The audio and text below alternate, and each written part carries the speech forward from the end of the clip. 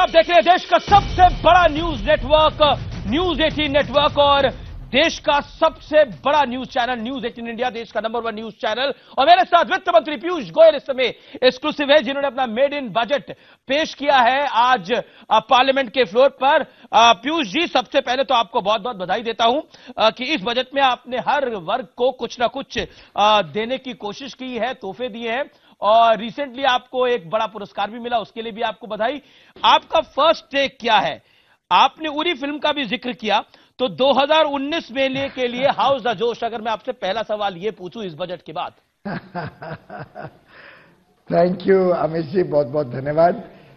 जहां तक जोश का सवाल है, माननीय प्रधानमंत्री नरेंद्र मोदी जी के साथ हम सब जो काम कर रहे हैं, हमारा जोश तो पहले दिन से ही बुलंद है और उनके साथ काम करते करते ध्यान भी नहीं आता है समय की कोई सीमा है, कोई पारिवारिक तकलीफ है, कुछ नहीं।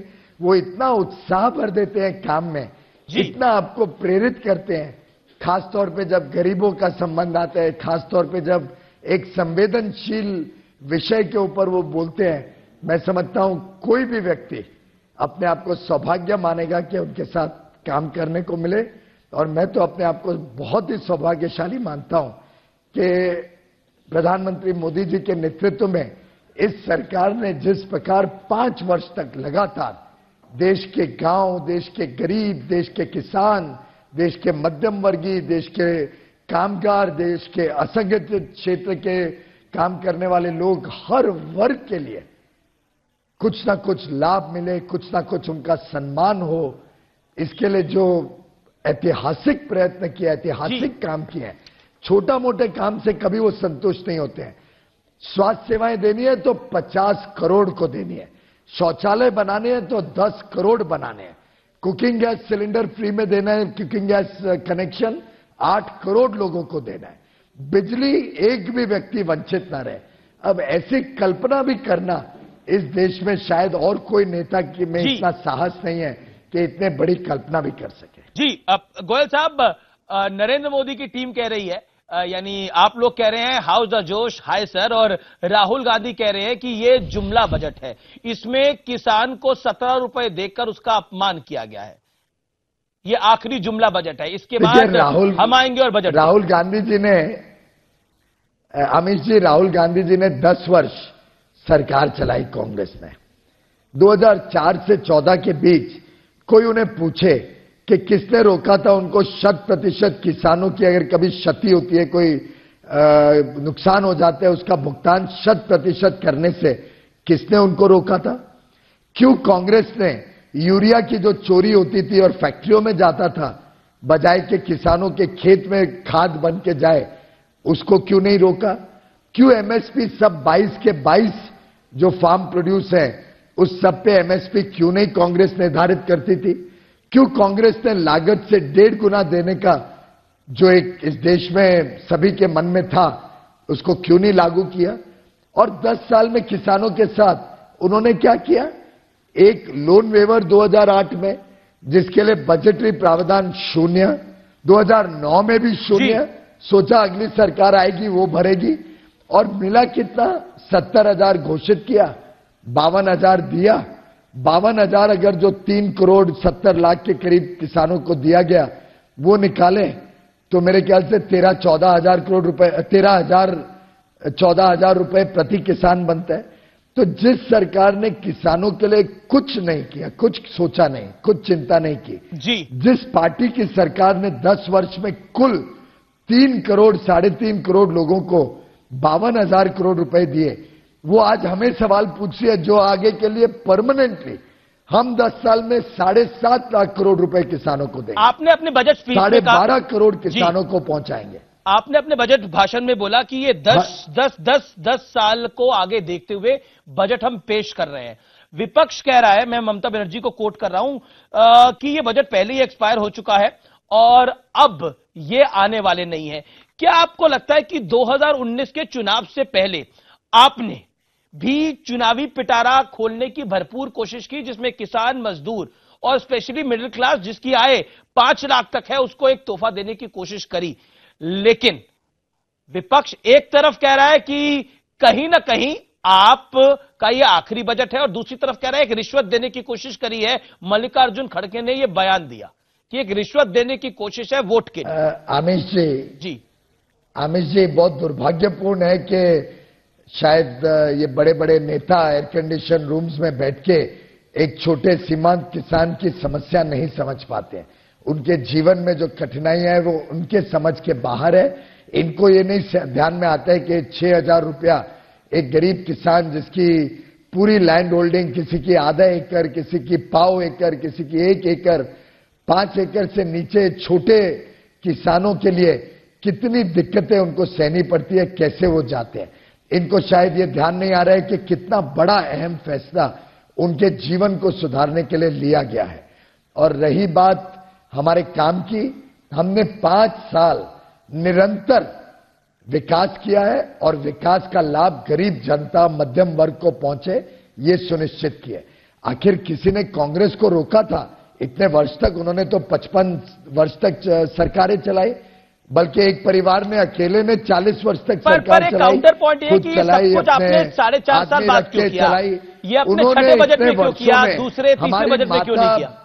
आमिष जी, उन्होंने हमारी माता बहनों को क्यों नहीं दिया कुकिंग गैस का कनेक्शन? क्यों शौचालय से वंचित रखा? क्यों करोड़ों बच्चों को बिजली से वंचित रखा? क्यों फसल बीमा योजना को 100% भुगतान करने के लिए नहीं बनाया? क्यों आयुष्मान भारत जैसे 50 करोड़ भारतीयों को मुफ्त में सेवा मिले, स्वास्थ्य सेवा मिले, ये सब क्यों नहीं किया? अगर इतना उनको संवेदना थी तो उन्होंने क्यों 10 वर्ष में ये सब नहीं किया?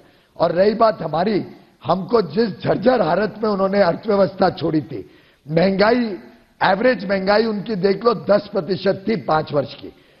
ग्रोथ गिरते जा रहा था, विकास घटते जा रहा था, जीडीपी कम होते जा रहा था, वित्तीय घाटा एक जमाने में 6.5% तक चला गया था यूपीए के समय। जब हम सरकार में आए तब भी 4.5% था। कोई ऐसा मापदंड नहीं है जिसमें कांग्रेस खरी उतरी। 1,60,000 करोड़ की अनपेड सब्सिडी हमारे लिए छोड़ के गए, हमने उस सब का भुगतान किया।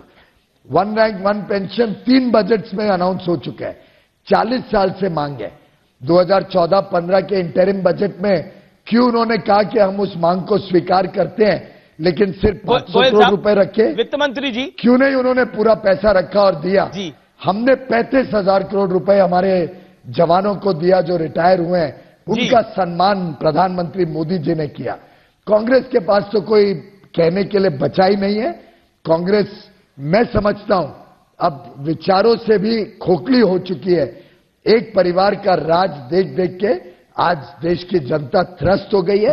देश की जनता एक विश्वस्त नेतृत्व, एक ऐसा नेतृत्व जिसपे वो विश्वास कर सके, एक ऐसा नेतृत्व जो जिसमें संवेदना हो गरीब के लिए, मजदूर के लिए, किसान के लिए, एक ऐसा नेतृत्व गोयल साहब, मेरा सवाल सुनिए, सीमाओं को सुरक्षित रखे, ऐसा नेतृत्व चाहती है। जी गोयल साहब, इस समय आप हमारे कई चैनल्स पर लाइव है, बहुत आधी आबादी आपको, लगभग पूरा देश आपको इस समय लाइव देख रहा है और कई सवाल हमारे पास ट्विटर और फेसबुक के जरिए भी आ रहे हैं जो हम पूछना चाहेंगे आपसे।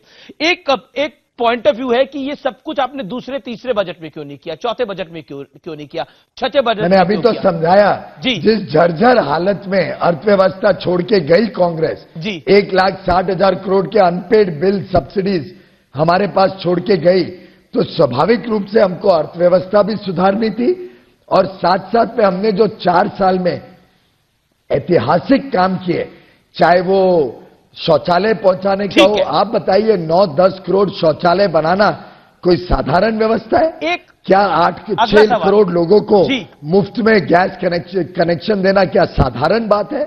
मैं समझता हूं कांग्रेस आज पूरी तरीके से अपनी विफलताओं में घिरी हुई है और जनता ने देख लिया जो आजादी के बाद इतने वर्षों में नहीं हुआ। प्रधानमंत्री मोदी जी ने सिर्फ 5 वर्षों में ऐसा तेज विकास करके दिखाया। इनकम टैक्स की छूट को लेकर आज एक कंफ्यूजन हो गया और जो दिखाई दिया, आपने 5 लाख तक इनकम टैक्स की छूट दी, तो बड़ा क्लियर कर दिया हमने। जी, 5 लाख से ऊपर वालों ने समझा कि उन्हें भी मिल गई, लेकिन ऐसा हुआ नहीं। क्या आपको लगता है आप देना थोड़ा चाहते थे, आप देना थोड़ा ज्यादा चाहते थे लेकिन हाथ बंधे हुए थे, या फिर जनता कह रही है ये दिल मांगे मोर? दे देते, चुनावी साल है, ये एक इंटरिम 3.5 करोड़ को फायदा हुआ, 5, 5.5, 6 करोड़ को फायदा हो जाता। पीयूष गोयल जी, वित्त मंत्री। देखिए भाई साहब, पहली बात तो इतना इसमें इंटरिम बजट में हेरफेर करने का हमने चेष्टा भी नहीं करी और हमने कोई उसका प्लान भी नहीं किया। ये इंटरिम बजट के हिसाब से जो पुराने टैक्स प्रपोजल्स हैं लगभग उनको चालू रखा है। जो प्रधानमंत्री किसान स्कीम है, पीएम किसान, वो इसी वर्ष में लागू हो गई है, इसी वर्ष से आगे चलती रहेगी। जो असंगठित क्षेत्र के मजदूर हैं उनकी स्कीम भी अभी फरवरी महीने से ही लागू कर दी गई है। तो ये तो इस वर्ष की स्कीम है। ये जो छोटे करदाता है, मध्यम वर्गीय परिवार, जो 5 लाख से कम टैक्सेबल इनकम, और टैक्सेबल इनकम के साथ डिडक्शंस वगैरह जोड़ो तो एक्चुअल इनकम तो कई लोगों की 6, 7, 8 लाख भी हो सकती है प्रति वर्ष। उस सब एग्जेम्पशन डिडक्शन देके 5 लाख से नीचे टैक्सेबल होने पे उनको हम ये रिबेट अगर अभी नहीं देते और बाद में देते तो उनका टैक्स डिडक्ट हो जाता है अप्रैल, मई, जून, जुलाई का। फिर उनको सरकार या टैक्स ऑफिस जाके रिफंड लेना पड़ता। उनको सहूलियत हो और उनके ध्यान में आए कि अब ये उनको लाभ मिल गया है, उसके हिसाब से अपना बजट बनाए। उस हिसाब से ये हमने आज ही अनाउंस कर दिया। रही बात एक क्रिटिकल अप्रोच है जी। और जो बड़े टैक्स पेयर हैं जी, अमित जी आप भी बड़े टैक्स पेयर हैं, आप भी, मैं समझता हूं इतनी आप में भी भावना है कि आपका भी आहुति लगे इस देश के विकास में। आपके दिए हुए टैक्स से किसी गरीब महिला को शौचालय मिले, आपके दिए हुए टैक्स से किसी गरीब बच्चे को बिजली मिले, आपके दिए हुए टैक्स से ये किसानों को ये सम्मान हम पहुंचा पाए। ये सब कार्यक्रम के लिए भी अगर हम सब मिलकर थोड़ा थोड़ा टैक्स देते हैं तो मैं समझता हूं ये देश के लिए एक बहुत गर्व की बात है।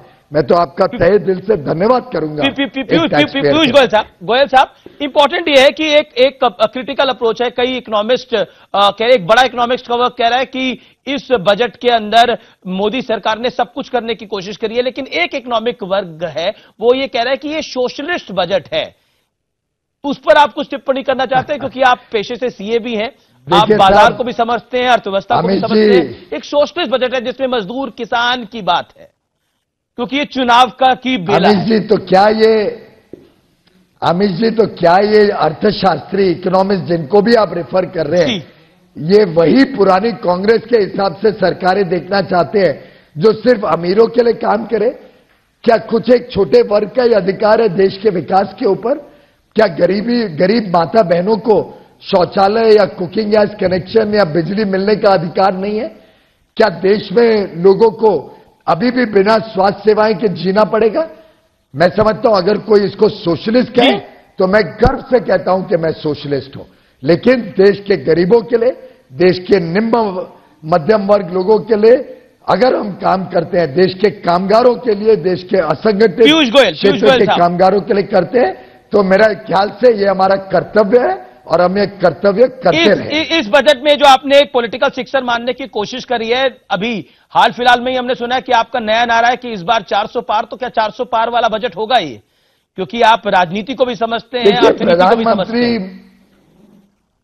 अमित जी, प्रधानमंत्री नरेंद्र मोदी जी ने पहले दिन से अपने पूरे मंत्रिमंडल को एक ही दिशा दी थी कि जो काम देश हित में है, जो काम जनहित में है, उसको तुरंत किया जाए, विलंब ना हो।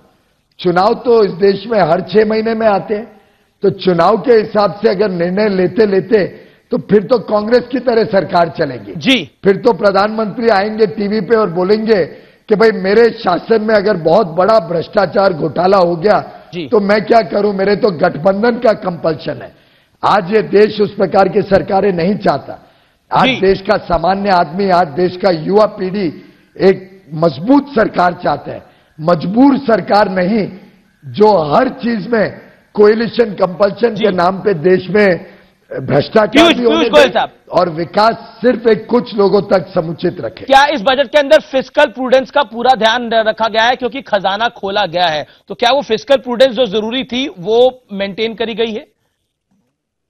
अमित जी, आपने शायद मिस किया जी। जो टैक्स रेवेन्यूज बढ़ा है, जो टैक्स का बेस बढ़ा है जी, वो साधारणतः आप सबने ईमानदार व्यवस्था जब देखी पूरे देश में, जब फॉर्मलाइजेशन ऑफ द इकोनॉमी हुई लोगों ने अपना टैक्स ईमानदारी से देने के लिए और प्रयत्न किए तो पिछले वर्ष 18% टैक्स बढ़ा। जीएसटी आने के बाद भी टैक्स की इनकम बढ़ते जा रही है। अब इस सब के लिए मैंने देश के सभी करदाताओं को धन्यवाद भी किया है और उसी के बलबूते पे इस बजट को फिस्कल प्रूडेंस के साथ बनाया गया। ठीक है। यहां तक कि बजट में जो वित्तीय घाटा है वो 3.36 आ रहा था। मैं 2-4 हजार करोड़ 5,000 करोड़ के आराम से एडजस्ट करके 3.3 दिखा सकता था। प्रधानमंत्री जी ने आदेश दिया जो नीचे से आंकड़े आए हैं वो ईमानदारी से दिखाए जाएंगे जो हो, और हमने 20,000 करोड़ एडिशनल प्रोवाइड किया हमारे किसानों के लिए, तो उससे 0.1% 3.3 का 3.4 हुआ। मैं समझता हूं ये तो अच्छा ही है, हमारे किसानों का ये स्वाभिमान का सवाल है और ये हमारा कर्तव्य है, तो मुझे कोई इसमें हिचक नहीं है। हमने ठीक किया, सही किया, फिस्कल प्रूडेंस को भी मेंटेन किया। जी बहुत बहुत शुक्रिया पीयूष गोयल आप का हमारे साथ जुड़ने के लिए, बजट पेश करने के लिए, और कैबिनेट प्राइज आपको मिला है उसके लिए भी आपको हार्दिक शुभकामनाएं और बधाई।